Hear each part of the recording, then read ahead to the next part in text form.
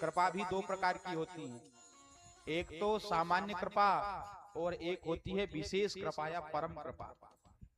जैसे कृपा किसी किसी की किसी पर कृपा हो जाती है तो थोड़ी देर के लिए कृपा तो हो गई, लेकिन उदाहरण के लिए समझते हैं दृष्टांत से। जैसे किसी की कृपा होती है तो किसी किसी की कृपा से कोई व्यक्ति मंत्री बन जाए, विधायक बन जाए, मुख्यमंत्री बन जाए, कृपा है। लेकिन वो कृपा सदैव रहने वाली नहीं है। आपके हमारे ऊपर किसी ने कृपा कर दी, हमको कहीं जाना था तो हम लिफ्ट मांगने के लिए खड़े थे, किसी ने कृपा कर दी, गाड़ी की लिफ्ट दे दिया, हमको पहुंचा दिया, ये हो गई सामान्य कृपा।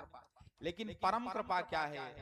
परम कृपा है भगवान शिव की शाश्वत प्राप्ति हो जाना, निरंतर प्राप्ति हो जाना, जिस प्राप्ति के बाद फिर संसार की अन्य वस्तु को प्राप्त करने की इच्छा न रह जाए।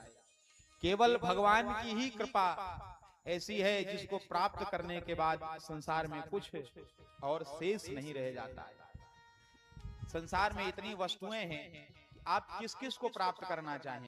चुनाव के समय नेता लोग भी जाते हैं, गली गली घूमते हैं, फिर भी सब गलियों में नहीं घूम पाते हैं,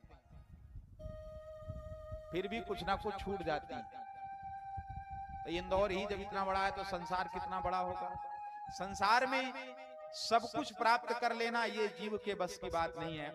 कदाचित प्राप्त भी कर ले संसार के भोग पदार्थ, संपूर्ण संसार के सारे भोग मिल जाएं, संसार की सारी सत्ता हाथ में मिल जाए, इसके बाद भी प्राप्त करने के बाद भी उसे खोने का भय लगा रहता है।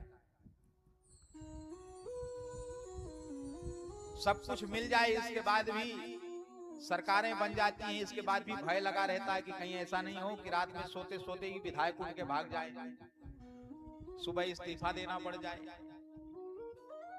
तो ये जो प्राप्त वर्तमान में चीजें हैं ये शाश्वत नहीं है, ये निरंतर नहीं है, इनकी एक अवधि है, इनका एक समय है।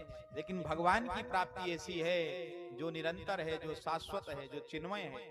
इसे प्राप्त करने के बाद फिर संसार में किसी अन्य की प्राप्ति की इच्छा नहीं रहती है। बोले गौरी शंकर भगवान की जय।